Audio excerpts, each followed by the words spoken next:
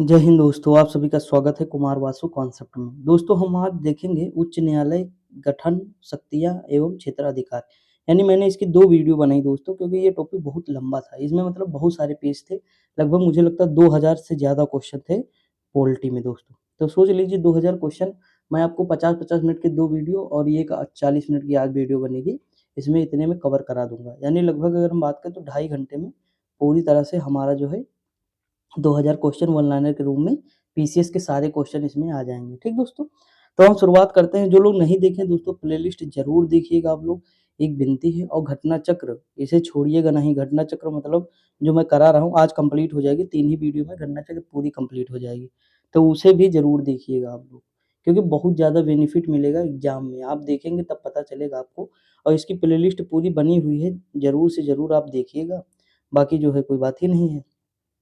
पर चलते हैं आगे बढ़ते हैं दोस्तों। देखिए पहला क्वेश्चन लिखा है कि वह अनुच्छेद जो प्रावधान करता है कि उच्चतम न्यायालय द्वारा घोषित कानून भारत के राज्य क्षेत्र के भीतर सभी न्यायालयों के लिए बाध्यकारी होगा, तो आर्टिकल 141 है। ठीक दोस्तों?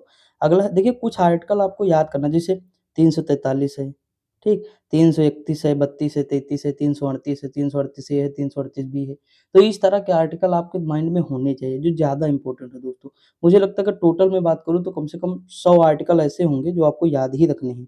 100 या 120 मान लीजिए, 120 ऐसे हैं याद रखना। दोस्तों ऐसा नहीं कि इसे डेली रटना नहीं, जब आप क्वेश्चन लगा रहे हो तो बार-बार वो रिपीट होते रहेंगे, इसीलिए तो रिवीजन करा रहा हूँ।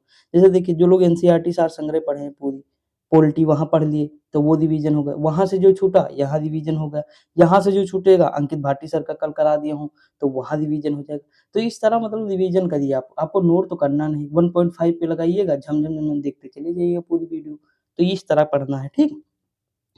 देखिए अगला क्वेश्चन है पूर्वोत्तर के वह 4 राज्य जो समान रूप से गुवाहाटी उच्च न्यायालय से संबंधित तो वो कौन-सा है? असम, नागालैंड, मिज़ोरम एवं अरुणाचल प्रदेश। अगला भारतीय संविधान का वह अनुच्छेद जिसमें केंद्र शासित प्रदेशों के लिए उच्च न्यायालय का प्रावधान किया गया है तो वो 241 है दोस्तों।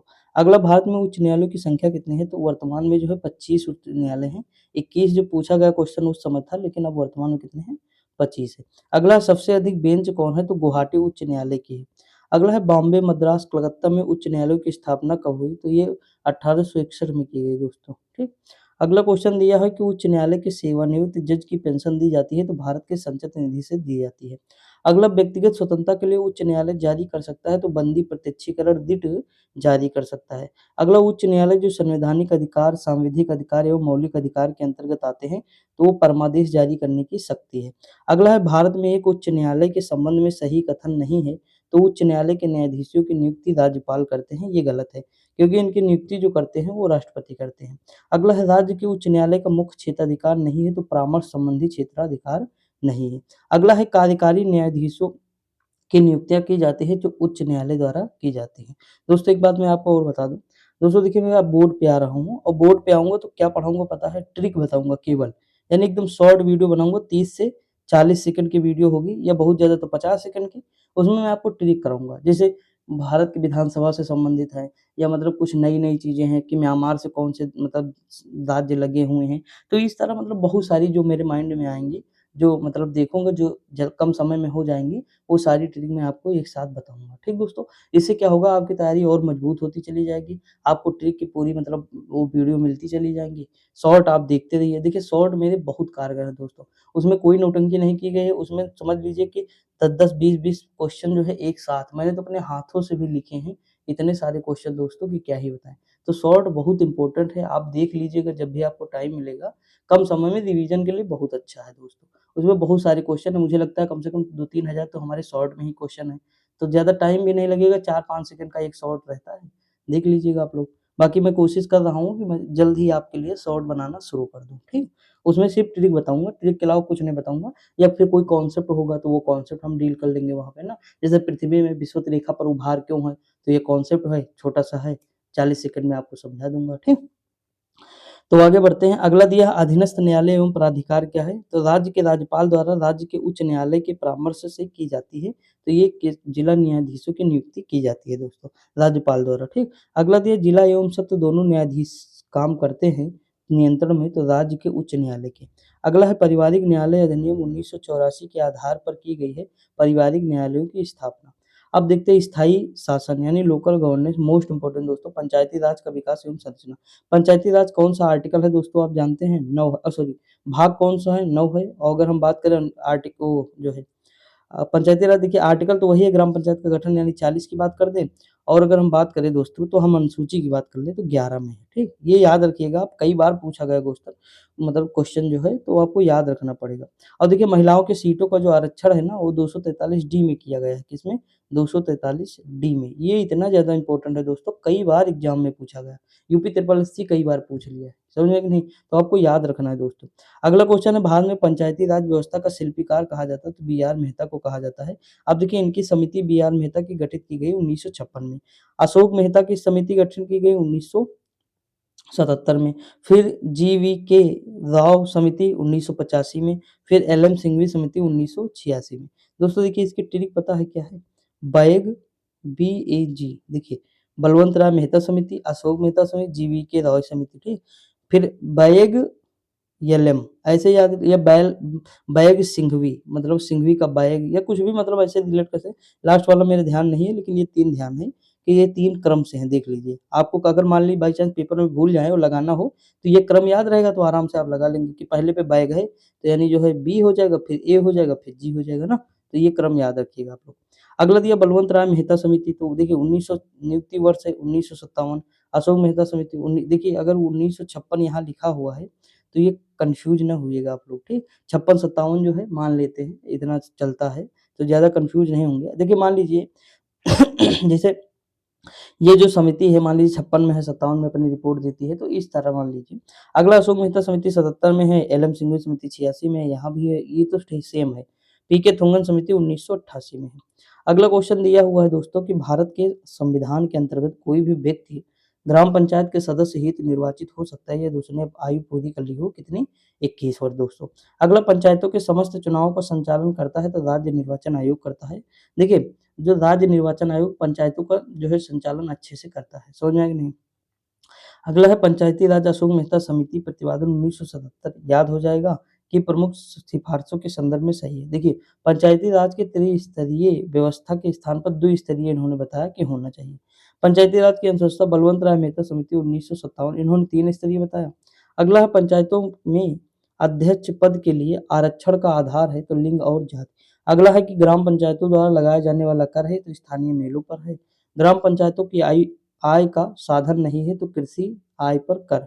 अगला पंचायती राज सर्वप्रथम आरंभ किया गया है तो कहाँ, तो ये राजस्थान में। पंचायती राज प्रणाली है स्थानीय स्वशासन, प्रत्यक्ष रूप से जनता द्वारा निर्वाचित किए जाते हैं तो पंचायती राज समिति के सदस्य। अगला संविधान के प्रावधानों के अंतर्गत पंचायत चुनाव कराने का निर्णय किया गया है तो ये राज्य सरकार द्वारा। अगला है कि अक्टूबर 1959 में पंचायती राज भारत में सर्वप्रथम जो है आरंभ किया गया राजस्थान। पंचायतों की संरचना के बाबत उपबंध करने को अधिकृत है तो राज्य का विधानमंडल। अगला दिया है पंचायती राज व्यवस्था अपनाई गई है तो लोकतंत्र की शक्तियों के विकेंद्रीकरण के लिए। पंचायतों एवं नगर पालिकाओं के संबंध में भारतीय संविधान में प्राविधान किया गया है तो 1993। अगला जनता द्वारा प्रत्यक्ष निर्वाचित होते हैं तो प्रधान एवं सरपंच। स्थानीय स्तर पर स्वशासन की एवं लोकतांत्रिक विकेंद्रीकरण की एक व्यवस्था है तो पंचायती राज है। अगला क्वेश्चन दिया संविधान के अंतर्गत पंचायतों में महिलाओं के 1/3 प्रतिनिधित्व की गारंटी देता है तो 243 गा, देखिए वही है 243 घा का मतलब क्या है, 243 डी, समझ में आया कि नहीं दोस्तों। तो वही है, देखिए मैंने बताया ना कई बार पूछा है, ये आप देखेंगे यूपी ट्रिपल एससी भी कई बार पूछ लिया है और भी अलग अलग एग्जाम पूछे हैं।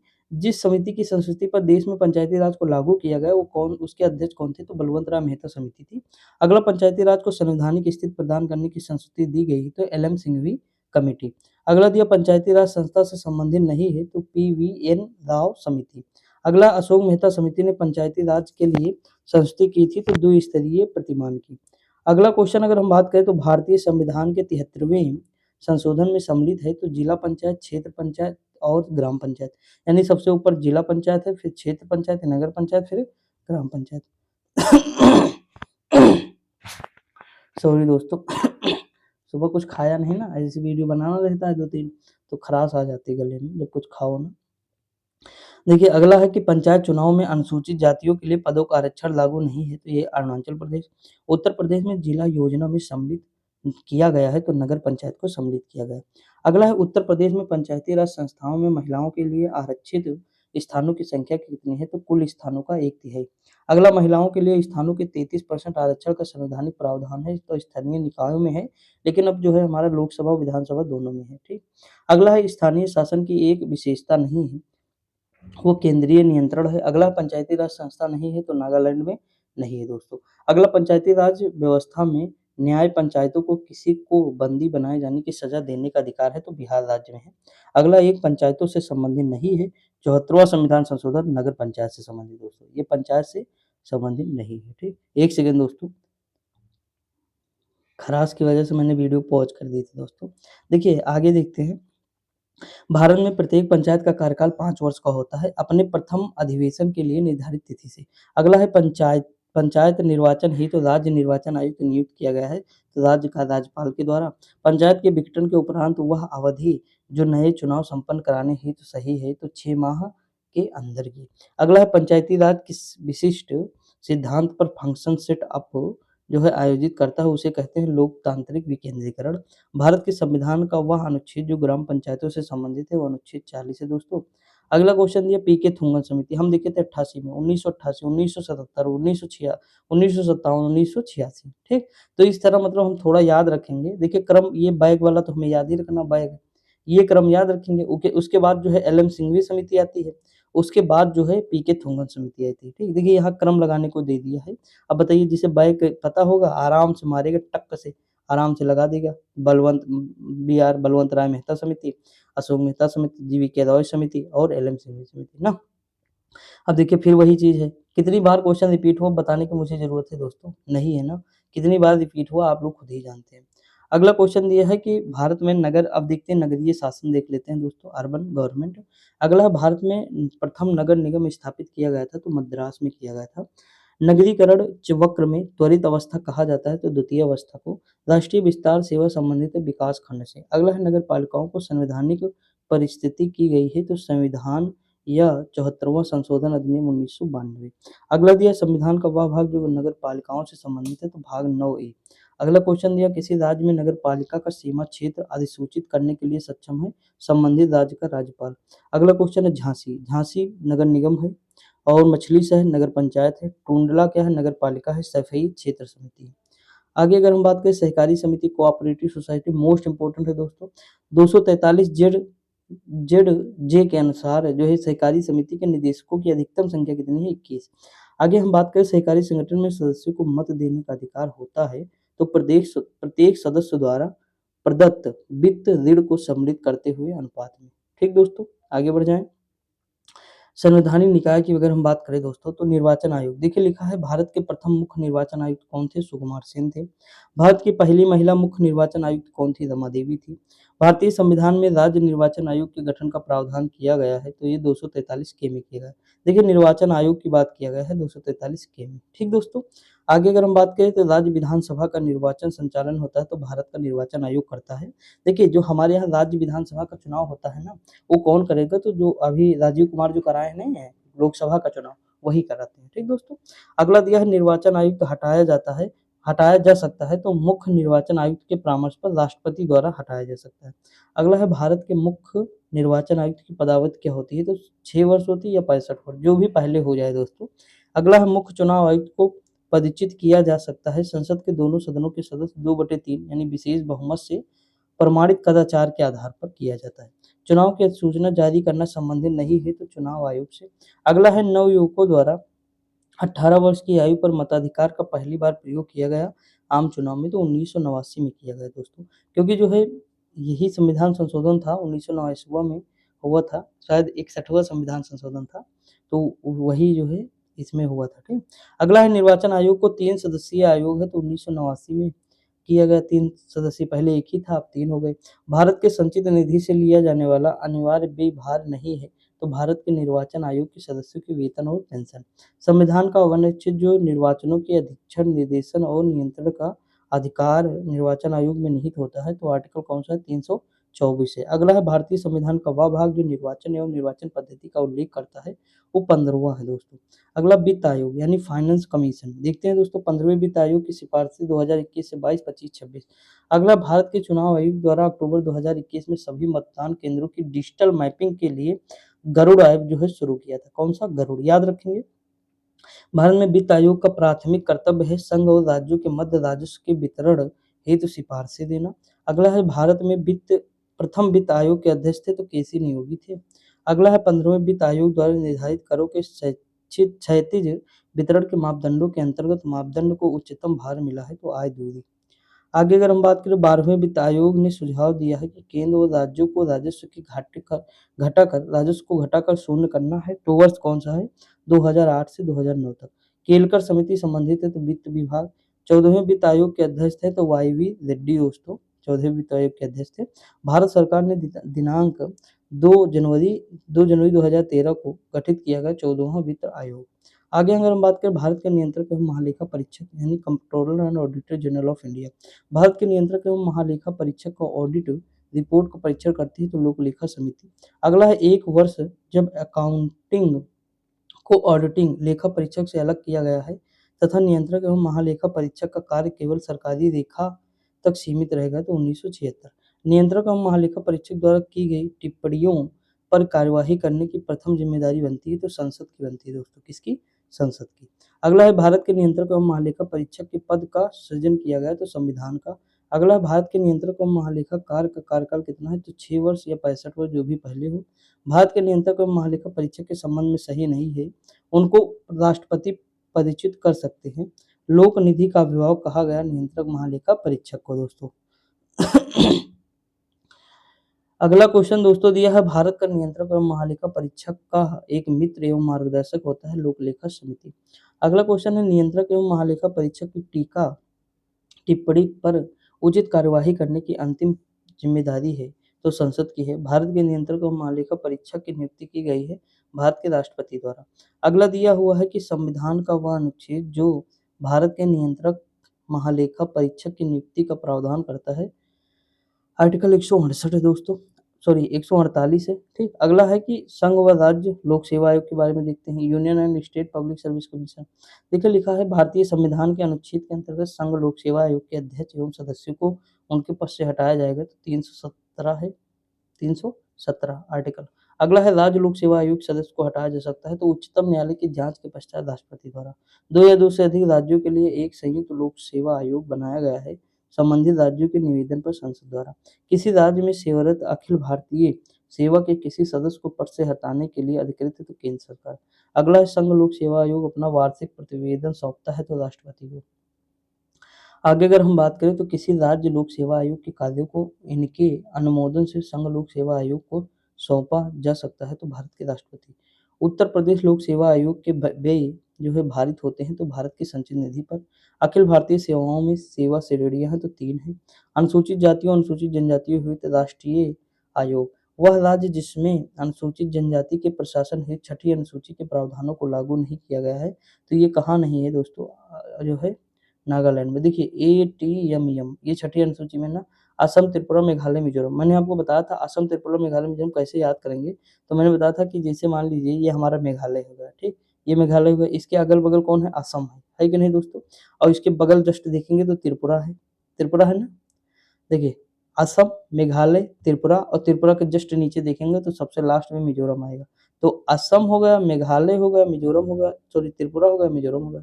तो इस तरह मतलब हम याद कर सकते हैं, यही क्रम होगा हमारा, यही। हम ऊपर नहीं जाएँगे, मणिपुर नहीं जाएँगे, नागालैंड ये सब कहीं नहीं जाएँगे, ठीक।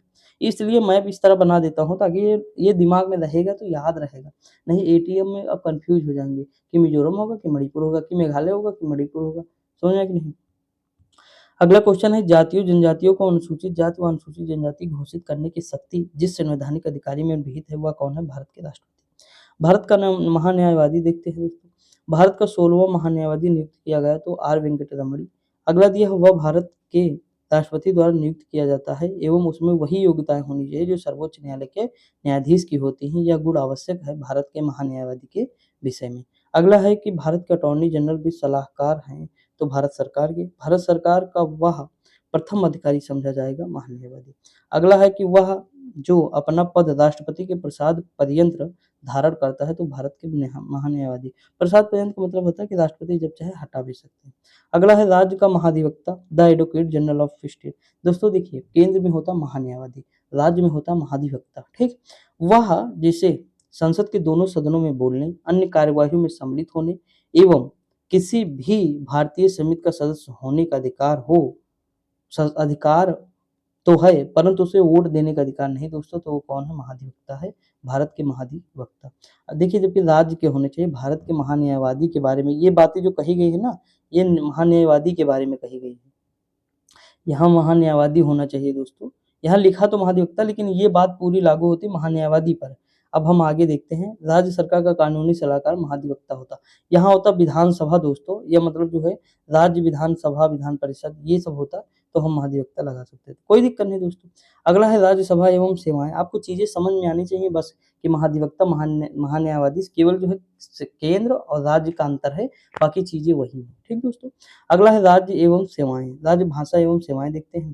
देखा, भारतीय संविधान में भारत की आधिकारिक भाषा से जुड़े प्रावधानों में संसद संशोधन कर सकती है अपने सदस्यों के साधारण बहुमत द्वारा। अगला है भारत के संविधान में उल्लिखित भाषाओं के बारे में सही है।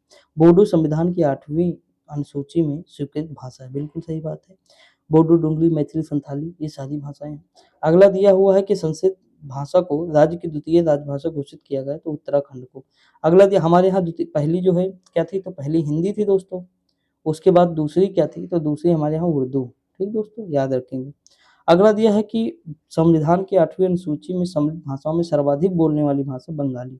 भारतीय संविधान की 8वीं अनुसूची में मान्य सरकारी भाषाओं की संख्या कितनी? 18। वर्तमान में दोस्तों 22 से जब क्वेश्चन पूछा गया था तो 18 थी, ठीक।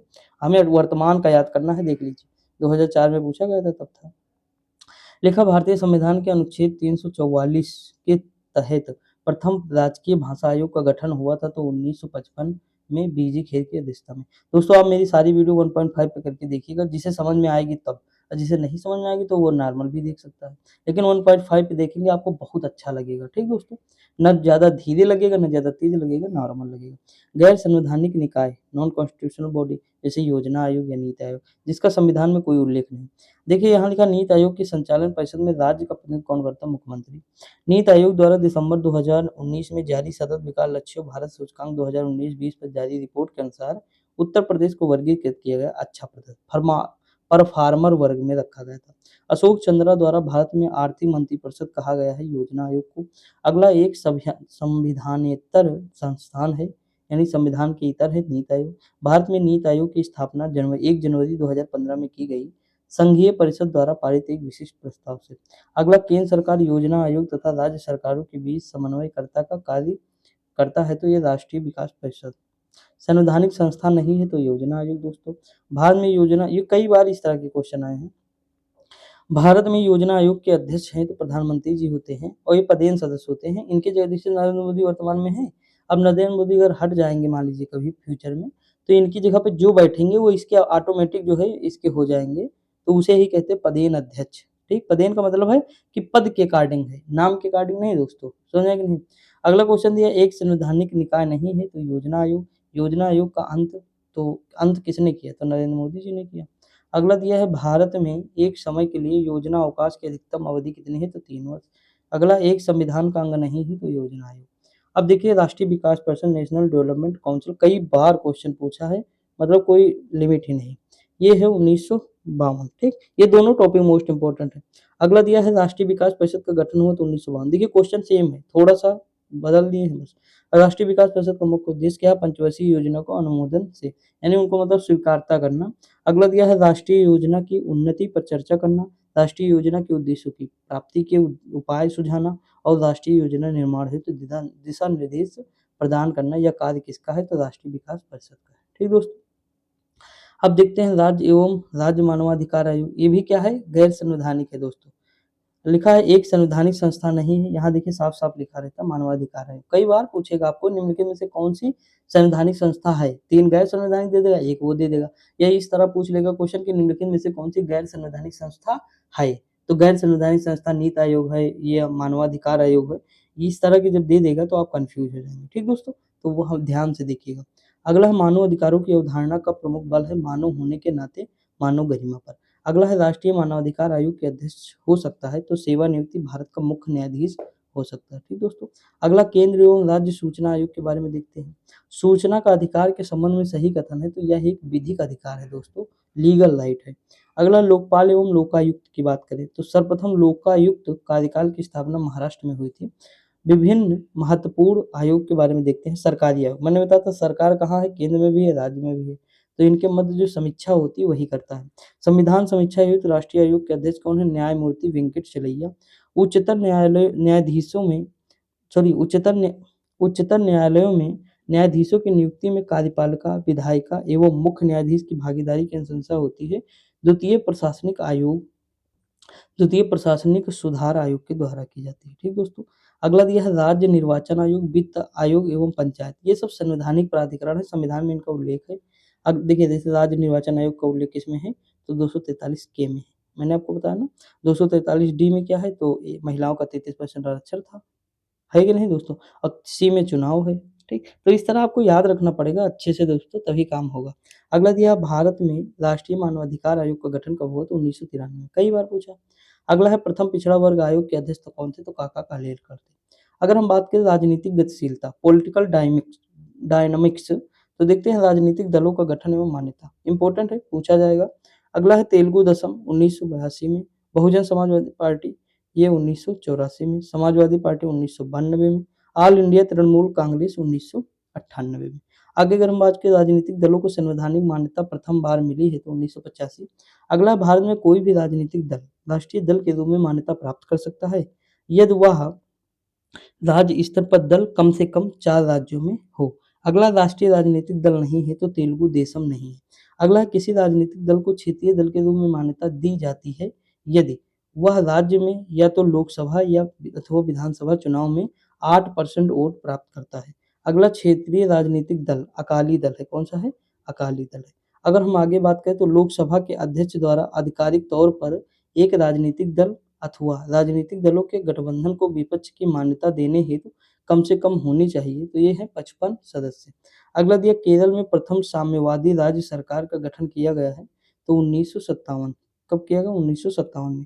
देखिए दल परिवर्तन यानी लॉ ऑफ डिफेक्शन, हम अगर बात करें दोस्तों हिंदू उत्तराधिकार अधिनियम कब का है तो 1956 का है। देखिए हिंदू विवाह अधिनियम कब का है, हिंदू विवाह अधिनियम तो 1955 का है। देखिए अगर हम बात करें तो पहले ज़माने में बचपन में ही विवाह हो जाते थे हिंदुओं के, तो बचपन से हो जाएगा 55, तो हिंदू विवाह अधिनियम 1955। आगे अगर हम बात करें तो जम्मू एवं कश्मीर पुनर्गठन तो 2019 का है। हिंदू सती प्रथा निषेध अधिनियम 1987 का, हिंदू विवाह अधिनियम 1955। देखिए यहाँ पे आ ही गया क्वेश्चन। आगे बढ़ जाए। अगला है संविधान की अनुसूचियों में दल बदल विरोधी कानून से संबंधित तो 10वीं अनुसूची दोस्तों। अगला दिया दल बदल निरोधक अधिनियम किस तिथि को पारित किया गया तो 15 फरवरी 1985। एक दल बदल कानून निरोध में आच्छादित नहीं है तो किसी दल में एक साथ पूर्ण दल बदल। ठीक दोस्तों।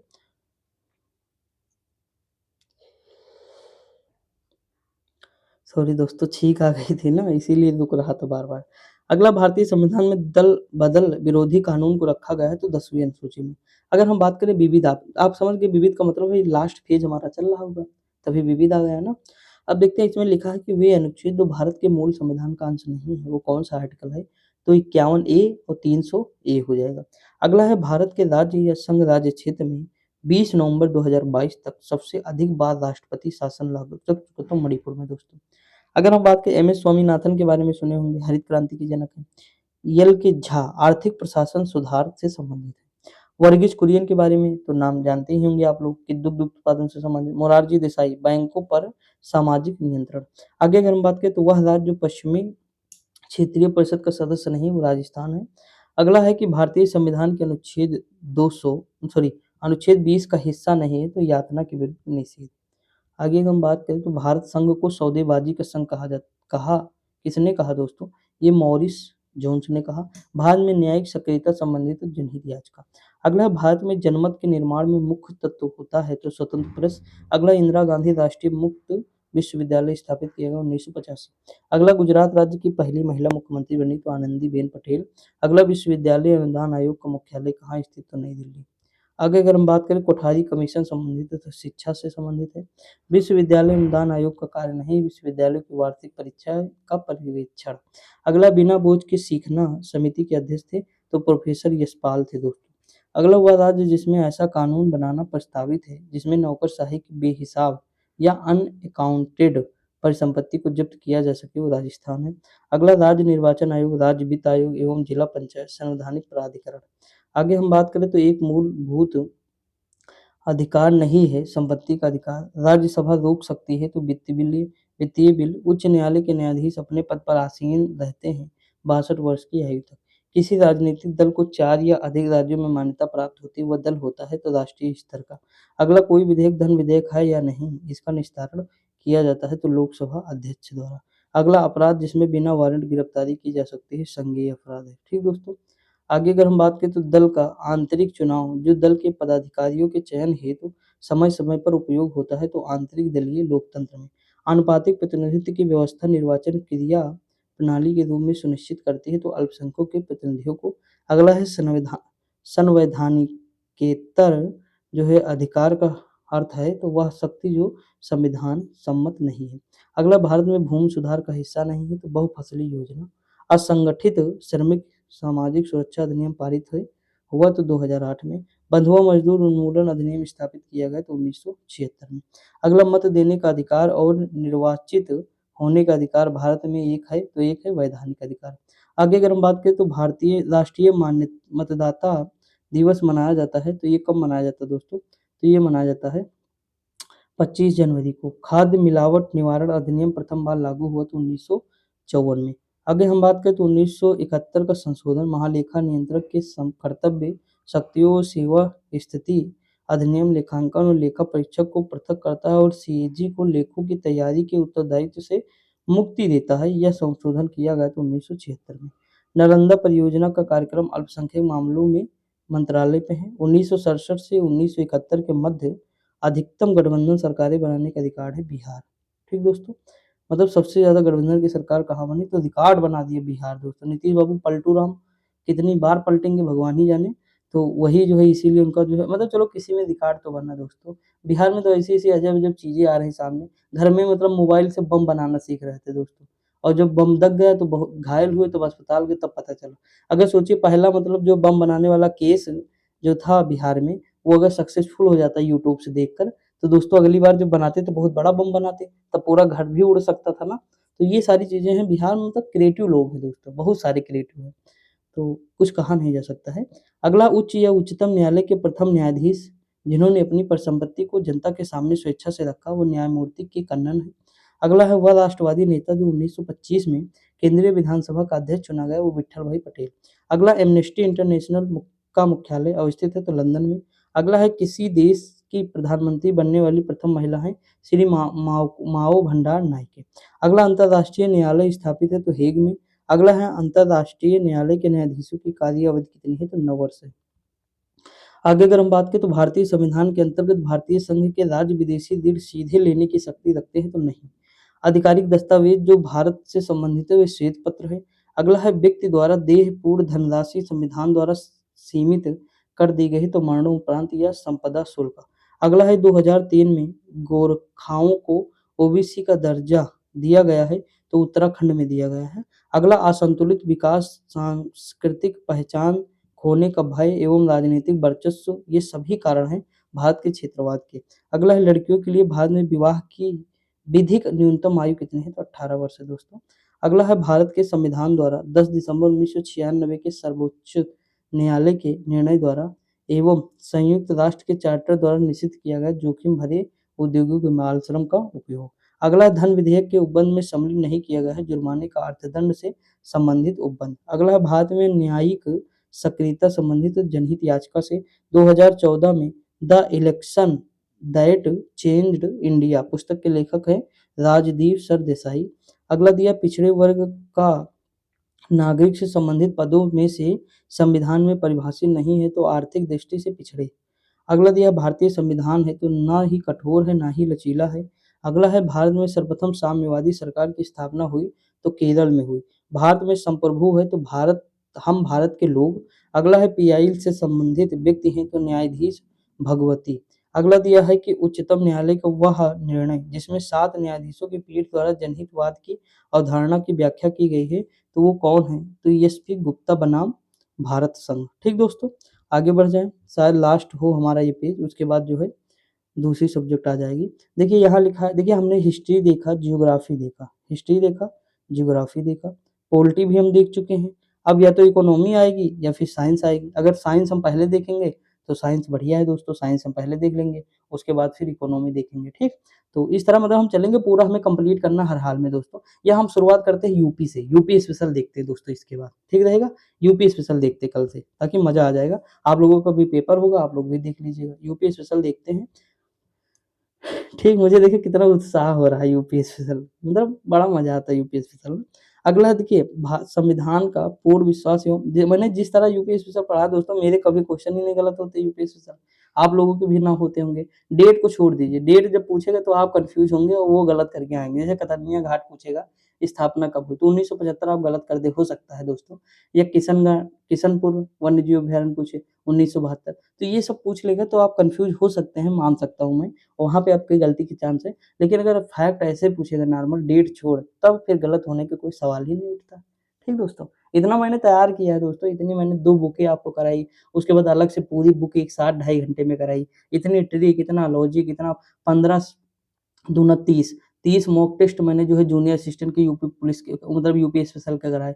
जो लोग नहीं किए हैं, पुलिस वाले भी कर सकते हैं। ऐसा नहीं कि क्वेश्चन वो देखिए एक्सपेक्टेड क्वेश्चन है तो आ सकते हैं दोस्तों, ऐसा तो है नहीं एक्सपेक्टेड क्वेश्चन नहीं आएँगे ना। पुलिस की भी मैंने जितने भी क्वेश्चन कराए हैं, जो है इसके जीएस के, तो एक्सपेक्टेड ही हैं। आप लोग करेंगे तभी जान पाएँगे, लेकिन कोई बात नहीं। करना होगा कर लीजिएगा। देखिए यहाँ लिखा है कि भारत का पूर्ण विश्वास एवं मान्यता खंड लागू नहीं होगा तो निगमों के कृत्यों पर। अगला है जिस कार्य को प्रत्यक्षता नहीं किया जा सकता उसे परोक्षता भी नहीं किया जा सकता। यह कथन किसका है? तो आभासी विघटन के सिद्धांत से।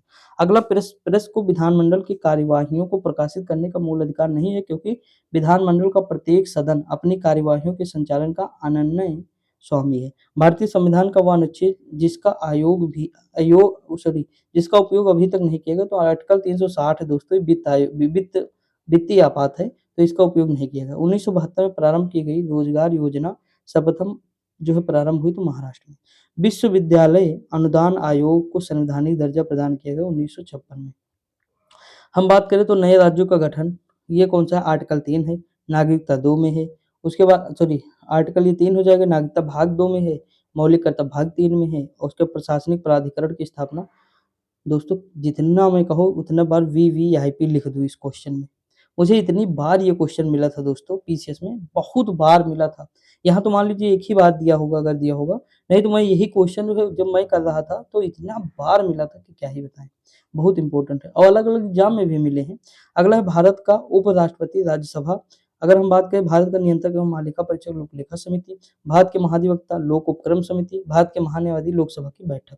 अगर हम बात करें भारत के राष्ट्रपति तो निर्वाचक मंडल द्वारा निर्वाचित दोस्तों, भारत के राज्यपाल राष्ट्रपति द्वारा नियुक्ति, भारत के मुख्यमंत्री जो भारत के मुख्यमंत्री नहीं, राज्य के मुख्यमंत्री ये राज्यपाल द्वारा नियुक्त है, भारत के उपराष्ट्रपति संसदों द्वारा निर्वाचित। वित्त आयोग आर्टिकल 280 मोस्ट इंपोर्टेंट है।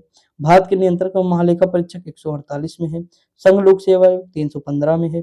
अगर उसके बाद बात करें तो राष्ट्रीय अनुसूचित जाति और जनजाति 338। मैंने बताया ना कुछ आपको याद रखने पड़ेंगे, ये वो आर्टिकल हैं जो ज़हन से मतलब उतरे ही ना दोस्तों, 24 घंटे रटे हों, जीवन में कोई कभी भी पूछे सोते समय तब भी बता सको आप। मौलिक कर्तव्य देखते हैं, संविधान का 42वां संविधान संशोधन, संसद मौलिक अधिकारों में संशोधन कर सकती है तो केशवानंद भारती केस, मूल ढांचे के सिद्धांत मिनर्वा मिल केस, इंसानों के अनैतिक व्यापार का निषेध जो है आर्टिकल 23 है दोस्तों। अगला दिया है कि एक इलेक्ट्रॉनिक वोटिंग मशीन अधिकतम रिकॉर्ड कर सकती है दोस्तों, तो 3840 वोट। अगला है भारतीय संविधान का वह संशोधन जो मंत्रिमंडल के आकार पर अंकुश लगाता है, तो 91वां है। अगला है मतलब ये कहता है ना 10% मतलब जो है मंत्री परिषद होना चाहिए। अगला दिया है वह संवैधानिक संशोधन जिसके द्वारा भारतीय संविधान में 9वां अध्याय जोड़ा गया, 73वां संविधान संशोधन। ठीक दोस्तों, आगे बढ़ें। देखिए यहाँ पे हमारा पूरी तरह से कंप्लीट हो गया। देखिए भारतीय अर्थव्यवस्था आ गए, लेकिन हम भारतीय अर्थव्यवस्था नहीं देखेंगे, कल हम यूपी से शुरुआत करेंगे। यूपी स्पेशल पहले देखेंगे दोस्तों, उसके बाद जनगणना देखेंगे, यूपी स्पेशल, जनगणना, उसके बाद फिर हम जो है साइंस, फिर अर्थव्यवस्था देखेंगे, ठीक। देखना हमें टोटल है ही है, तो कल हम यूपी निपटाए, परसों हम जनगणना निपटाए, फिर अगले दिन से साइंस देखना शुरू करेंगे, ठीक दोस्तों। तो टेंशन ना लीजिए, मैं सारी चीज़ें करा दूँगा, आप लोग अगर कहेंगे तो मैं यही शुरू कर दूँगा, लेकिन यूपी स्पेशल शुरू करूँगा तो ज़्यादा फ़ायदा यूपी पुलिस वालों को भी हो जाएगा, बाकी और जो लोग देखेंगे उनका भी हो जाएगा, ठीक दोस्तों। तो पढ़ते रहिए, मस्त रहिए, खुश रहिए, मिलते हैं अगली वीडियो में, तब तक के लिए जय हिंद।